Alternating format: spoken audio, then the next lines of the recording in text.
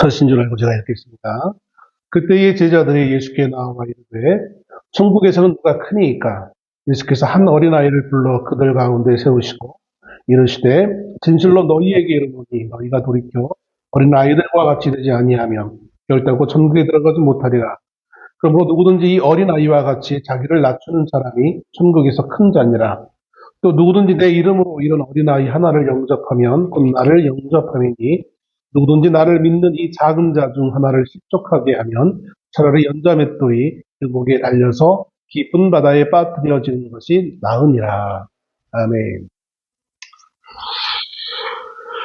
보편적으로 교회가 5월이 되면 이제 가정의 달이라고 해가지고 5월 첫째 주를 어린이 주일, 둘째 주를 어버이 주일, 또 셋째 주를 뭐 좀 교회마다 좀 다르게 볼 수 있는데 뭐 어떤 교회는 뭐 부부 주일을 지켰던 데도 있고 어떤 교회는 뭐 스승의 주일 이렇게 부르는 경우도 있습니다. 제가 청년 때는 주로 스승의 주일을 지켰는데 2000대 넘어오면서 이제 부부를 중요시하는 그런 모습이 있어요. 부부주일로도 지키는 경우도 있더라고요. 그리고 이제 5월 한 달을 그런 식으로 가정에 관련되어지는 걸로 정해서 교회가 지키고 행사를 가지고 말씀도 거기에 포커스에 맞춰서 말씀을 전하는 우리 보편적으로 교회들이 그렇게 해왔습니다. 물론 저는 한 번도 그런 적은 없었죠. 뭐 핑계지만 뭐 어린이주일이라고 해서 어린이가 있는 것도 아니고 저희 이제 처음에 가정교회 했을 때는 어린이들이 좀 이렇게 우리 아이들도 어렸고 그래서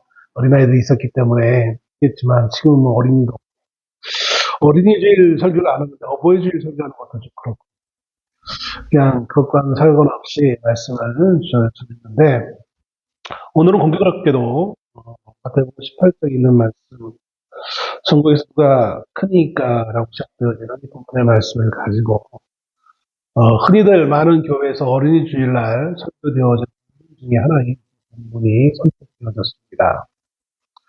본문을 이해함에 있어서 많은 사람들은 이 어린 아이와 같은 믿음에 대한 것을 얘기합니다. 그래서 어린아이와 같은 겸손함, 어린아이와 같은 순전한 믿음, 그러면서 빌립보서 2장 6절로 9절에 있는 말씀을 같이 인용하면서 자기를 비워 종의 형체를 가지고 이 땅에 오신 예수님의 그 낮아지심과 겸손하심을 빗대어서 이 본문의 말씀을 가지고 어린아이와 같은 믿음, 순종, 겸손에 대해서 설교되어지는 것을 보게 되었습니다. 그러자는 오늘 보는 이 본문의 말씀을 보면서 그런 식의 접근 방식으로 이 말씀을 적용하지 않습니다. 물론 여기 이 말씀에 보면 뭐 어린아이를 이야기하시고 자기를 낮추고라는 말이 있어요. 그리고 영어 성경으로도 보면 humble이라고 해서 겸손함에 대한 단어가 나와 있는 것을 봅니다. 그러나 우리가 성경을 이해함에 있어서 단어도 중요하지만 그래서 아마 이 본문의 말씀을 계속해서 겸손에 포커스를 맞추는 이유 중에 하나가 영어 성경에도 겸손함에 대해서 이렇게 단어가 나오고 해서 전통적으로 그런 식의 설교들을 많이 해오셨던 것 같은데 저는 오늘 단어에 이 포커스를 맞추는 게 아니라 이 문장 전체, 본문의 전체의 말씀을 배경을 살펴보고 이 말씀이 왜 증거되어졌는지 그러니까 흔히 설교되어지는 단어에 초점을 맞춰서 그 단어를 가지고 설명하는 것이 아니라 본문에 예수님이 왜 이 사례라 하나의 사례거든요. 제자의 질문에 대해서 하나의 사례를 가지고 설명하시는 거예요. 그러니까 이 사례도 중요하지만 사실은 왜 그런 사례를 가지고 말씀하셨는지 그 배경을 우리가 좀 더 알아야 예수님의 의도하심을 혹은 하나님께서 성경을 마태를 통해서 기록하신 의도에 대해서 좀 더 명확하게 알 수 있기 때문에 오늘 저는 이 겸손이라는 단어 자체와 어린아이라는 이 어떤 그런 아이의 어떤 그런 순전함 또 순수함에 관련되는 말씀보다는 좀 다른 측면에서 이 말씀을 한번 살펴보려고 합니다. 어린아이와 같은 믿음이라고 해서 보통 또 겸손함을 이야기하면서 이 부분의 말씀을 주로 개인의 어떤 신앙, 개인의 믿음과 관련되어져서 이 말씀을 많이 풀어서 이렇게 말씀합니다. 좀 더 이것을 좀 거창하게 표현하면 제자도라고 합니다. 예수님을 따르는 제자들의 윤리의 측면에서 이 말씀을 우리가 해석하는 경우가 대부분인 것을 보게 되었습니다. 그러나 오늘 저는 이 본문을 통해서 어떤 개인의 믿음, 윤리가 아니라 공동체의 삶에 대한 것을 나누려고 합니다. 다른 말로 얘기하면 공동체의 신분, 공동체에 있어서의 지위에 관련되는 문제를 한번 살펴보려고 합니다. 각각의 공동체는 그것이 어떤 공동체든 간에 조그만 공동체, 또는 아주 큰 공동체, 어떻게 보면 가장 큰 공동체는 국가라는 공동체가 있을 수 있겠죠. 물론 또 좀 더 큰 공동체를 본다면 민족의 개념이 있을 수도 있고, 개인의 어떠한 동호회에서부터 국가와 민족에까지 각각의 공동체에는 그들만이 가지고 있는 특별한 가치관이 있습니다. 그리고 그 가치관에 따라 그 공동체를 운영하게 되어진 것이죠. 그리고 공동체 간에 서로 각각의 공동체 간에 그것이 같을 수도 비슷할 수도 있지만 다를 수도 있는 거예요. 우리 공동체는 이런 가치관을 가지고 있는데 니네 공동체는 저런 가치관을 갖고 있네라고 해서 너 우열을 판가름할 수 없습니다. 과거에는 우열을 판가름한 걸 다양한 걸로 얘기했어요. 그러나 현대에 와서는 그 모두가 동등함을 이야기하지 누가 더 높고 누가 낮고에 관련된 것을 말하지 않습니다. 이것은 이제 앞으로 이 본문을 우리가 이해하는 데 좀 더 관련되어 있습니다. 예전에 제가 학생 때 수업 시간에 윤리 시간이었는지 어떤 전 정확히 기억을 못했는데 선생님이 이런 말씀하셨던 기억이 나요. 왜 우리가 재난을 상황을 맞이하게 되면 그 재난에서 이제 도망가야 되잖아요. 예를 들어서 우리가 타이타닉 같은 배가 바다를 가다가 사고를 맞아서 그 배가 침몰하게 됐어요. 그러면 가만히 있으면 안 되고 그 침몰하는 배에서 도망가야 되잖아요. 그러면 이제 준비한 이제 조그만 보트를 내려서 거기에 사람들을 태워서 침몰하는 배에서 이제 피난하게 되었습니다. 근데 그럴 때 누가 더 우선순위로 그 배에 타야 되느냐에 대해서 말하는 거였어요. 참 차이가 있는 게 우리나라 사람과 서양 사람의 차이가 거기에서 발견된다는 거예요. 자, 난파하는 배에서 도망가야 되는데 그 조그만 보트로 도망갈 때 그 보트에 제일 먼저 태워야 될 부리는 누구에게있느냐? 여러분 같으면 누가 제일 먼저 타야 된다고 생각하십니까? 영화 같은 경우 보면 외국의 서양 영화를 보면 타이타닉이라는 영화도 있지만 그런 상황에 보면 제일 우선순위가 누구냐면 어린아이예요. 그래서 장애 오는 제가 일단 말을 안 드립니다. 그럼 우리 소재하고 관련이 없으니까. 어린아이를 제 1순위고 2순위가 노인, 그 다음에 3순위가 여성, 4순위가 이제 건장한 남자예요. 우선순위 1순위는 항상 어린아이예요. 근데 이게 서양 사람들의 선택이고 우리 한국 사람 선택순위는 1순위는 누구겠습니까? 노인, 2순위가 어린아이. 이런 식으로 보통 선택하게 되어진다는 거예요. 여러분 어떻게 생각하십니까? 아니라고 말하십니까? 제가 어렸을 때 시내버스를 타면 노약자석이 있잖아요. 노약자석은 누구의 자석입니까? 노인의 자석이지 약자의 자석이 아니었어요. 어린아이가 하루 종일 피곤한데도 노인분이 타시면 당연히 자리를 양보하는 게 미덕이었고 모습이었어요. 우리 어렸을 때만 해도. 지금 어떤지 모르겠는데. 아무튼 그래요. 왜 그런 차이가 있는가? 가치관의 차이라는 거예요. 우리는 전통적으로 성리학적 교육을 받아왔기 때문에 어른을 공경하는 사상이 있어서 위기상을 맞이할 때 당연히 노인을 먼저 대피시는 게 제일 맞다라고 생각하는 것이고 서양인들은 달라요. 성리학적인 사고방식이 아니라 어떻게 보면 실제적인 자 우리가 어떤 위기 상황을 맞아서 도망가야 되는데 그 위기 상황을 위기 상황으로 인지할 수 있는 능력이 있느냐 없느냐의 차이인 거예요. 서양인들을 봤을 때는 노인들은 오랜 동안 세월을 살아왔기 때문에 이게 위기 상황일 때 어떻게 해야 된다는 것은 알아요. 다만 나이가 들어서 몸이 잘 안 움직일 뿐인 것이지 이 위기 상황에서 이렇게 해야 되고 저렇게 하고 이렇게 하면 안 되고 저렇게 해야 된다는 사실을 이미 인지하고 있다라는 거예요. 근데 어린아이는 동작은 노인보다 빠를지 모르겠지만 그 상황 자체를 인지하지 못한다는 거예요. 그래서 누군가가 어른이 인도하지 않으면 어린아이는 그 스스로 그 상황에서 벗어날 수 없다라는 거예요. 그런 의미에서 우선순위가 상황을 판단할 수 없는 어린아이가 먼저고, 그 다음에 판단은 하지만 동작이 늦을 수밖에 없는 노인이 2순위가 될 수밖에 없다라는 거예요. 그게 철저하게 신뢰 위주의 선생님들이 생각하고 있는 사고 방식인 거예요. 이것은 옳고 그름의 문제라기보다는 그 공동체의 가치관에 따라 결정되어지는 것입니다. 물론 그럼에도 불구하고 이제 예외는 있을 수 있겠지만, 아무튼 그 모든 결정사항, 그 공동체가 건강하게 유지되는 데 있어서 중요한 것은 그런 어떤 가치관에 따라 그 공동체가 운영되어지는 것을 보게 되어집니다. 이처럼 본문은 그것처럼 공동체 안에 어떤 질서에 대한 부분을 지금 예수님은 이 본문의 말씀을 통해서 말씀해 주고 있는 거예요.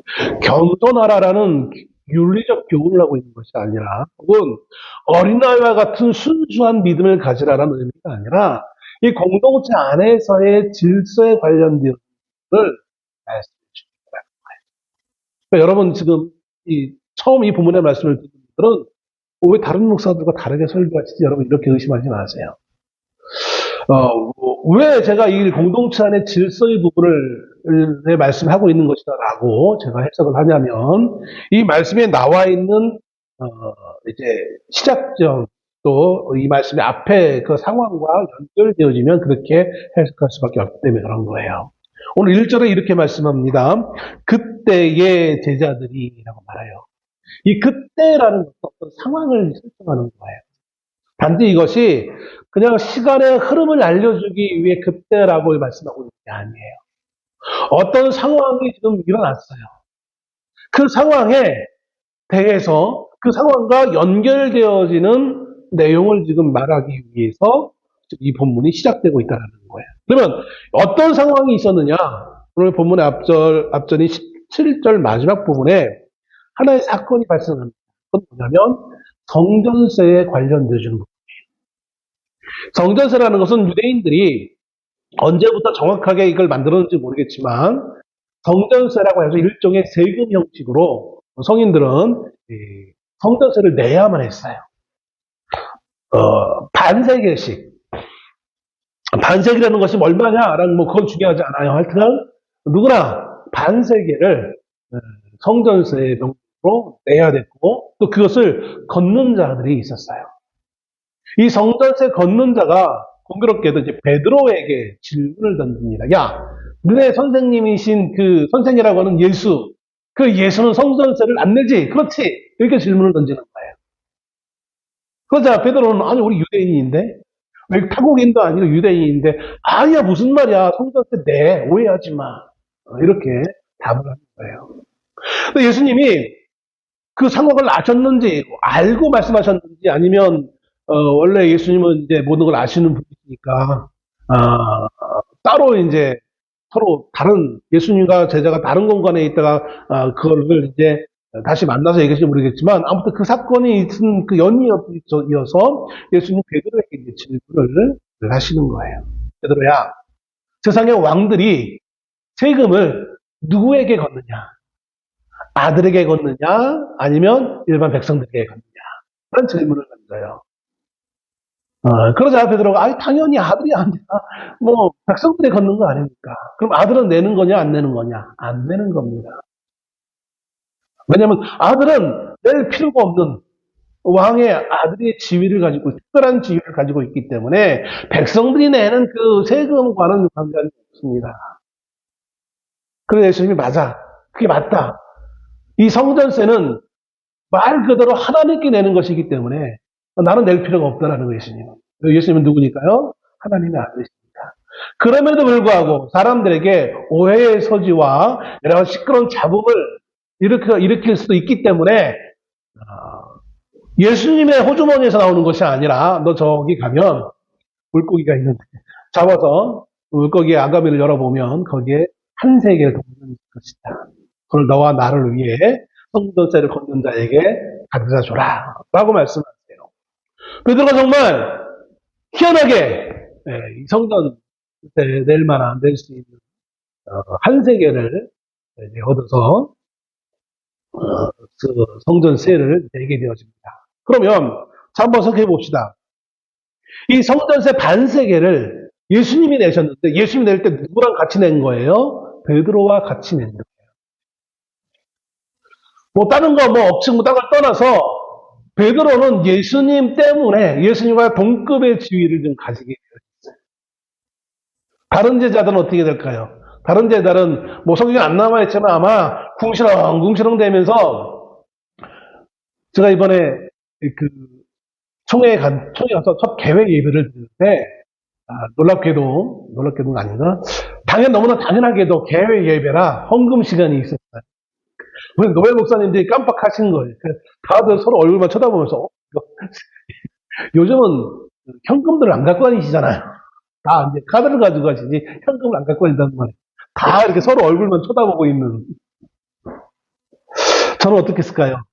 평상시에 돈 제일 없는 건데 그때는 또 돈이 또 있네 주머니에. 저만 대표로 냈어요. 저만 하나님께 예배 시간에 헌금을 냈어요. 제일 없는 사람이 제일 많이 냈어요. 자, 다른 제자들이 보니까 다른 제자들은 자신들의 주머니에서 자신들의 성전세를 내야 돼요.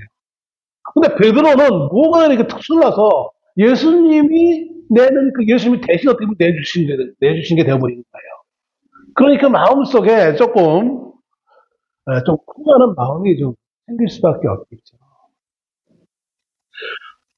예수님과 절지에 동격이 되어져서 예수님과 한 몸이 되어져서 성전세를 내게 되어지는 특혜를 받게 되었습니다. 사실 제자들 사이에 서로 늘 같이 다니지만 알게 모르게 좀 경쟁 의식이 있었던 것 같아요. 성경에 보면 그런 말이 자주 나오잖아요. 주변 나라에 가면 내 아들을 오른편에 왼편에 앉혀주십시오. 이렇게 말하는 엄마가 있지 않나? 제자들도 그런 식으로 부탁하는 제자가 있지 않나? 또 보면 예수님 특별히 더 사랑하는 것 같은 제자들, 베드로, 요한, 이렇게 몇몇 부류들 늘 가까이 있잖아요. 그 외의 제자들이 사실 인간이라면 당연히 가질 만한 서운한 감정, 질투의 감정도 아직 있을 수밖에 없는 그런 상황일 수밖에 없는 거죠. 아마 그 상황을 목격한 제자들이 이제 쿵한 마음이 있었을 거예요. 꽁한 마음이. 그리고 이어져서 이제 이 말씀을 하는 거예요. 이런 질문을 던지는 거예요. 그때의 제자들이 예수께 나와 예수님이 성전세를 베드로만 내주신 거예요. 베드로만 특별히 사랑받은 거예요. 그거는 다른 제자들 입장에서 얼마나 서운했겠어요. 차별도 받았네. 차별받았네. 이르되 천국에서는 누가 크니까? 라고 예수님에게 질문하고 있는 것을 보게 되어집니다. 여기 우리 한글 성경에는 그냥 그때의 제자들이 예수께 나와 라고 풀어있지만 사실 중간에 어떤 단어가 있어야 되냐면 그때의 제자들이 예수께 나와 그렇다면 천국에서 누가 크니까? 라는 거예요. 그렇다면. 지금 상황에서는 예수님과 베드로가 동격으로 대우받았고 우리는 조금 소외됐는데 이 땅에서 그럴 수밖에 없는데 근데 예수님이 만들려고 하는 그 나라에서는 어떻게 됩니까라는 거예요. 우리가 살고 있는 이 세상에서 지금 우리가 살고 있는 이 유대 나라에서는 이런 차별 대우를 우리가 받았는데 지금이야 한순간이니까 그렇게 넘어간다고 하지만 나중에 예수님이 한 자리에 대해서 예수님이 왕이 되신다면 그 나라에서는 누가 제일 큰 지위에 올라가겠습니까? 라는 질문을 제자들이 예수님에게 던지는 거예요. 거기에 대해서 예수님이 답을 하시는 거예요. 답을 하시기 위해 어떻게 하시냐면, 너희들 제자 중에 누가 제일 커 이렇게 말씀하시는 것이 아니라 한 사례를 얘기하시는 거예요. 그 사례로서 어떤 방법을 사용하시냐면 그 주변에 있던 한 어린아이를 불러 세우십니다. 사실 우리가 살고 있는 이 세상은 말로서는 논리적으로 이론적으로 평등하다고 말을 해요. 근데 정말 실제로 평등합니까? 그러지 않잖아요. 우리가 살다 보면 평등하지 않아요. 그나마 제일 평등한 때가 어느 때냐? 엄마 뱃속에서 막 태어났을 때. 아니야, 그것도 아닐 수도 있어. 왜냐하면 가난한 자와 부자의 아이가 태어나는 그 환경은 다를 수도 있으니까. 이론적으로 학생 때가 제일 평등하다고 말은 해요. 근데 사실 학교에서도 얼마나 불평등한 일들이 많이 일어납니까? 원론적으로는 평등하다고 말하지만 세상은 자꾸 평등하지 않은 계급 사회를 자꾸 만들어 갑니다. 그 부모들이 자녀들에게 공부해라 하는 이유도 자녀들을 괜히 괴롭히기 위함이 아니라 이 불평등한 세상에 조금이라도 좀 높은 위치에 올라가라는 의미에서 그렇게 그렇게 자녀들에게 공부하라고 말하는 것이 아니겠습니까? 사실 지금 대한민국의 현실도 어떻게 보면 저는 그렇게 생각합니다. 이 평등하지 못한 세상이 특별히 더 높은 위치에 있는 사람들이 자신들의 지위를 계속해서 유지하기 위해 지금 대한민국이 훨씬 더 이렇게 시끄러운 상황에 직면한 것이 아닌가라는 생각을 해보게 되었습니다. 좋은 의미에서 1등하는 사람이 1등하기 위해 정말 열심히 그냥 페어플레이, 말 그대로 페어플레이 열심히 자기도 열심히 공부하는 해서 경쟁하면 좋은데 그 페어플레이가 사라지는 그런 지금 대한민국 사회가 아닌가라는 생각을 해보게 되었습니다. 누군가의 도전을, 누군가의 앞섬을 허용하지 않는 그러한 세상이 우리가 살고 있는 세상입니다. 그것은 세상뿐만 아니라 교회도 같은 것 같아요. 교회조차도 이제 더 큰 교회, 더 많은 사람, 더 많은 헌금, 더 많은 어떤 힘으로 교회가 뭔가를 해결하려고 하는 그런 시대에 살고 있는 것을 보게 되어집니다. 예수님이 한 어린 아이를 세우시고 이렇게 3절에서 말씀합니다. 이르시되 진실로 너희에게 이르노니 너희가 돌이켜 어린 아이들과 같이 되지 아니하면 결단코 천국에 들어가지 못하리라. 이건 구원론을 얘기하는 게 아니에요. 착각하시는 분들은 구원론 얘기가지고 겸손해야만 들어간대. 구원론을 말하고 있는 것이 아닙니다. 서두에 말씀드린 것처럼 이 기독교 공동체 안에 질서에 관련된 부분거예요. 우리 공동체 안에 이런 정신으로 살아가야 된다는 사실을 말해주고 있는 거예요. 그러면 어린아이들과 같이 되지 아니하면 이 말은 어린아이가 되라는 걸까요? 이미 나는 어른인데 어떻게 어린아이가 되지? 그러니까 이 문장 그대로 해석하려고 하다 보니까 어린아이의 성격, 순수함, 그래, 순수함을 얘기하다 보니까 순정, 또 겸손까지 이어지면서 설명하는 거예요.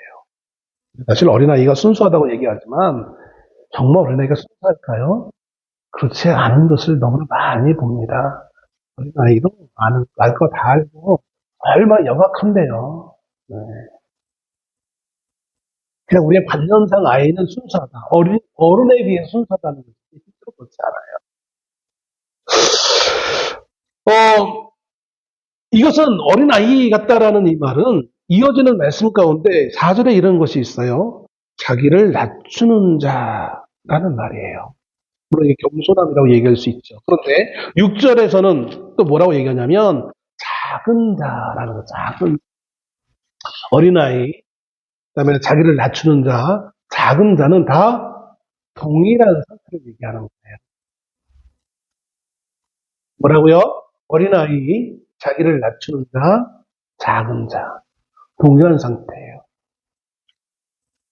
이게 어떻게 겸손함, 순수함이라고 말할 수 있을까요? 그렇지 않아요. 근데 어떤 상태를 어린아이, 자기를 낮추는 자, 작은 자라고 말할 수 있겠습니다. 앞에서 제가 이 상황에 배경되어지는 것을 설명드렸죠. 성전세는. 이 성전세는 지위를 얘기하는 거예요. 하나님 앞에 나아가는 하나님의 백성으로서의 지위. 그럴 때 예수님이 뭘 얘기했어요? 왕에 대한 것을 말씀하셨잖아요. 왕. 예수님은 왕이시며 왕의 아들이시기도 해요. 그러므로 그 성전세를 낼 필요가 없지만 오해를 불러일으킬까봐 이 땅에서 그냥 낸다라고 말씀하실 뿐인 거예요. 그와 연결되어서 이 어린아이 혹은 자기를 낮추는 자, 겸손한 자를 우리가 설명해야 된다는 거예요. 제자들은 누가 더 크냐의 질문을 던지고 있어요. 서열을 말하고 있는 것이죠. 마치 제자들은 이 땅에서 사람들이 서열을 정해서 신분을 세워놓고 그 신분대로 살아가는 것처럼 하나님 나라에서도 그렇게 살아갈 줄로 제자들은 생각하고 있는 거예요. 여기 천국이라는 것은 제자들이 생각하기에는 이 천국은 이 땅에 있는 예수님이 왕이 되어진 이 땅에 세워진 어떤 유형의 나라로서 염두에 두고 있어요. 아직은. 아직 이들은 성령 충만을 받지 못했기 때문에 이들이 가지고 있던 이 천국이라는 것은 다른 유대인들이 생각했던 것과 똑같이 이 땅에 다윗과 같은 나라, 왕이 있고 뭐 총리가 있고 장관들이 있고 그런 나라로 이해하고 있었어요. 그러니까 결국 누가 크니까라는 것은 왕은 어차피 예수님이 될 거니까 총리, 어떤 장관, 누가 제일 높은 장관이 되겠습니까? 라는 질문을 던지고 있어요.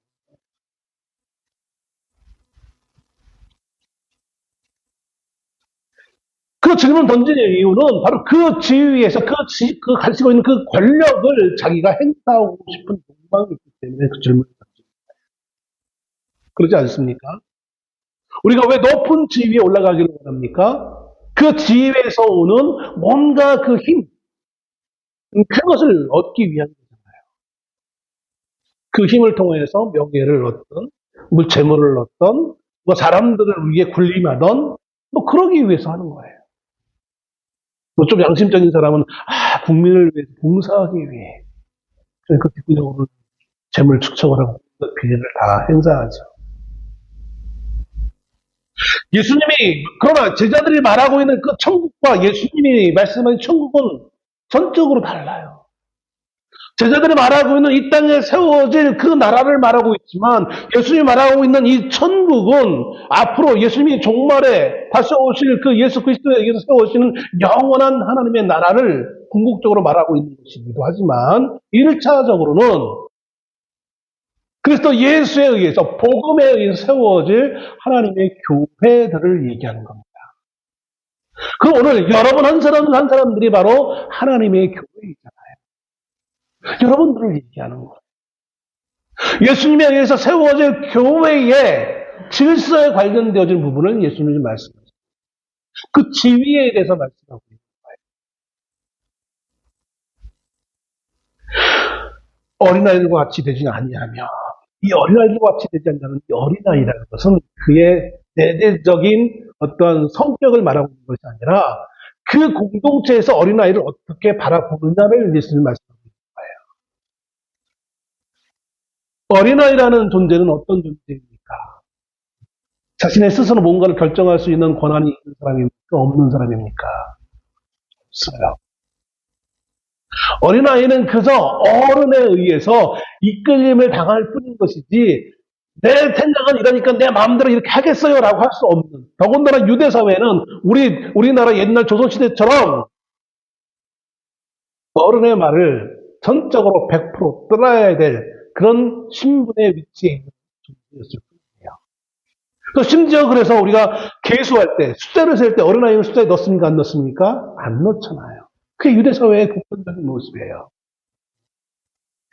이제 곧 6월 달에 있으면 이제 조기 선거를 하잖아요. 대통령 선거를. 누구나 다 선거, 보통 선거라고 얘기하지만 누구나 다 한 표 행사하는 것이 아니라 미성년자는 하지 못하잖아요. 미성년자에는 표를 안 줘요. 자격을 안 준단 말이에요. 그것처럼 지금 현대에도 그래요. 아직 고등학생, 우리 고등학생 정도 되면 그래도 좀 이제 성숙해서 뭔가 자기 의사를 개진하고 할 수 있어라고 얘기도 하지만 그래도 여전히 아직 고등학생들에게 표현을 안 주는 게 우리 사회의 보편적 가치랍니다. 하물며 더 어린이들, 뭐 초등학생들, 유치원생들 줄 수 없잖아요. 근데 유대 사회는 훨씬 더 철저하게 어린 아이라는 그 지위에 있는 존재들에 대해서는 그냥 어른의 말에 당연히 따라야 될 그런 존재일 거예요. 그 공동체에 그 어떤 영향력도 발휘할 수 없는 수준의 그런 존재예요. 그런 어린아이를 세운 거예요. 겸손한 어린아이를 세운 게 아니라 순수한 어린아이를 세운 것이 아니라 그 공동체에 아무런 영향을 미칠 수 없는 의견을 개진할 수 없고 그저 그 공동체가 정한 것을 따라가는 수준에 있는 그런 어린. 어떻게 보면 이 본문의 말씀을 우리가 이런 식으로 이해하다 보면 오늘날 인권을 말하고 있는 사람들 입장에서는 대단히 기분 나쁠지 몰라요. 왜냐하면 예수님 뭐예요? 그 어린 아이들과 같이 되지 아니하면 천국에 들어가지 못합니다. 여기 많이 갔으니까 결론적으로 말씀을 드립니다. 결국 어린아이와 같이 되지 않는다면 혹은 자기를 낮춘다는 것, 작은 자가 된다는 것은 뭐냐면 이 공동체 안에 내 의견대로, 내 고집대로, 내가 생각하는 대로 주체적인, 세상에서 말하는 주체적인 노릇으로 살아가는 존재가 아니라 누군가에 의해 이끌림을 받는 존재가 되어야 된다는 것. 근데 그 누군가가 누굴까요? 어떤 위대한 사람이 아니에요. 대통령이 아니에요. 많이 배운 사람이 아니에요. 누가 이끕니까? 이 하나님의 나라? 예수 그리스도예요.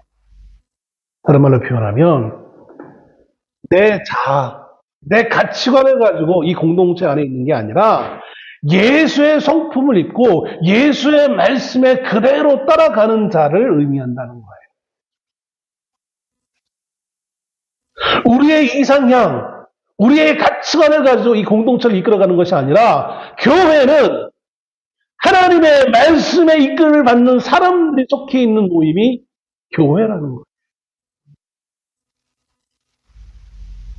그러므로 예수를 믿는다고 하면서 예수의 공동체가 됐다고 하면서 어떻게 어린아이와 같이 되지 않느냐는 거예요. 난 이제 다 자랐으니까 내가 그래도 신앙생활만 10년, 20년인데 이거 어떻게 그런 걸 자랑하냐는 거예요. 교회에 보면 그런 사람들이 간혹 가다 있어요. 내가 믿음 생활이 30년인데 내가 권사인데 장로인데 내가 목사인데 말이야. 목사가 뭐 어쩌다고. 가니까는 총회 가니까 목사가 수족하던가. 네? 돌 던지면 다 목사인데 맞으면 거기는. 목사가 구원 받아주는 거 아니에요.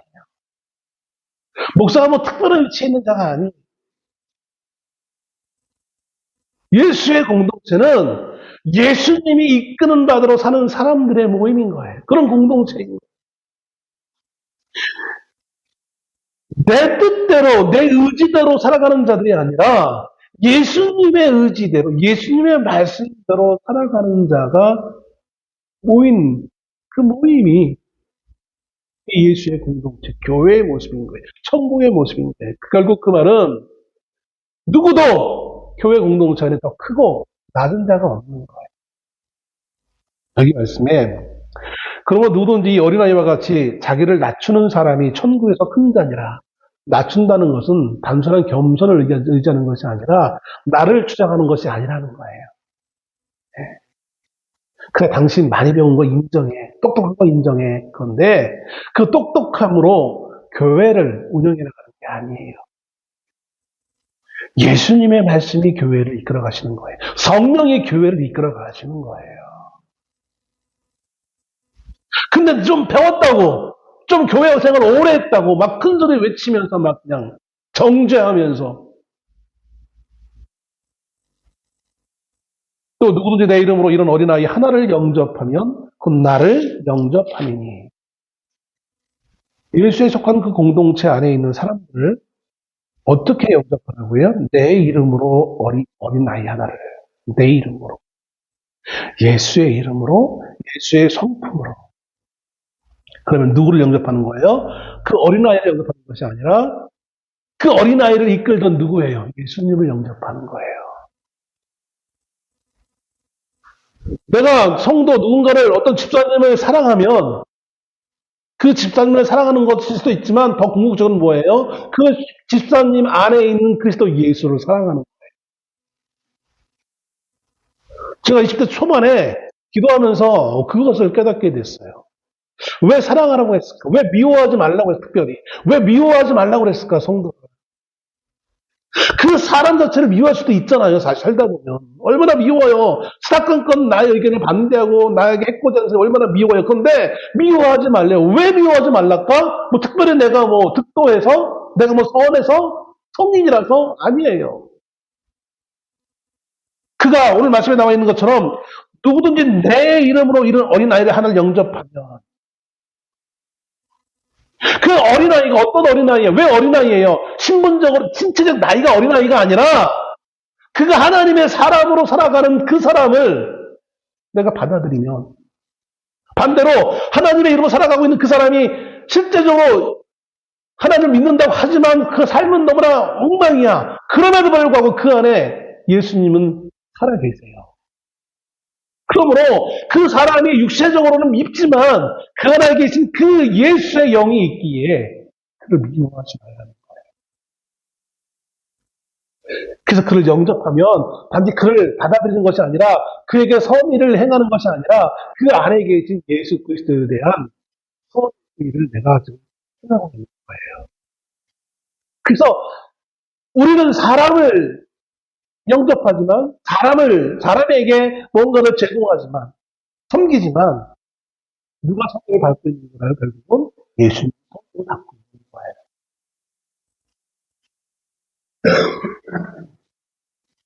내가 어떤 목적을 장사꾼이 뭐 물건을 팔기 위해서 어떤 사람을 잘 대우해요. 근데 그거는 뭐예요? 단지 그냥 그 사람의 물건을 팔아먹기 위해서 잘 대하는 거잖아요. 그런 것이 아니라 예수 때문에 우리가 그 사람을 섬대하면 내가 예수님을 섬기고 있는 거예요.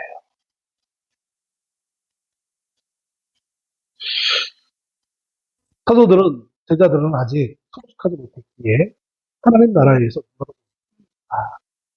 누가 더 권력을 가질 수 있습니까? 누구의 말에 우리가 따라야 됩니까? 라고 질문을 던지고 있지만 예수님은 누군가의 한 사람, 누군가 높은 사람이 있고 낮은 사람이 있는 것이 아니라 모든 사람들이 다 예수님의 인도함을 받는 사람입니다. 그런 의미에서 천국에는 높고 낮은 없는 거예요. 세상적인 지혜로서는 세상적인 어떠한 권위로서는 높은 사람이 있을 수도 있겠죠. 더 많이 배운 사람이 있을 수도 있겠죠. 그런데 하나님 나라에서 누구나 성령의 이끌을 받는 사람이기 때문에 성령으로 다 살아가는 사람들이 모이기 때문에 다 높고 낮음이 있을 수 없는 거예요.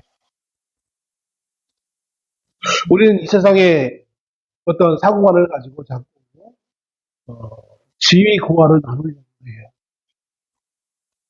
그러나 주님은 말씀하십니다. 우리 모두가 예수의 공동체 안에는 우리 모두가 다 내 것을 내 것으로 주장하지 않냐. 내 생각대로 살아가는 것이 아니라 하나님의 말씀에 순종하는 삶으로 살아간다는 게 성령의 이끌을 받는 사람들이라는 거예요. 우리 누구나 다 우리 안에 계신 성령의 다 높고 낮은 것이 하나가 되어지는 것입니다. 그 예수 그리스도의 이름으로 성도를 섬기고 그들을 바라봐야 된다는 사실을 말합니다. 그래서 이어지는 말씀에 그래서 우리가 6절 말씀을 제가 일부러 이제 해석을 안 했는데 그런 사람들을 실족하게 하지 말라. 그 작은 자, 예수의 이름으로 살아가는 자에 대한 특별한 관심에 대해서 이제 하나님은 예수님의 말씀을 통해서 우리에게 설명해 얼마나 그들이 귀중한 자인지 아름다운 자인지 우리 모두는 다 작은 자들이에요. 우리 모두는 다 키가 작아서가 아니라 마음이 뭐 작아서가 아니라 겸손해서가 아니라 우리 모두가 예수의 영의 이끌을 받는 그 위치에 있는 그런 신분을 가지고 있는 자들이기에 누가 누구를 주장하려고 누가 누구보다 더 높아지려고 하는 그런 존재가 아닌 것을 말해주고 있습니다. 우리 관주간도 우리가 더 높아지기 위해, 세상은 더 높아지기 위해 아둥바둥 싸우며 살아가고 있습니다. 그럼 우리 적인 우리의 그런 신분이 아니야. 성령의 이끌림을 받는 존재는 사실을 인지하시고 우리 하나님 앞에 우리 것을 좀 내려놓으며 주님에게 우리의 마음을 열어놓을 수 있는 한 주간의 삶이 될 수 있기를 소원합니다. 우리의 욕망을 위해 열심히 살아가는 한 주간이 아니라 하나님께 우리의 마음의 문을 열 수 있는 무엇이 하나님의 기뻐하시는 그런 삶의 모습인지를 며 작은 자가 될 수 있는 한 주간 될 수 있는 우리가 될 수 있기를 소원합니다. 기도하겠습니다.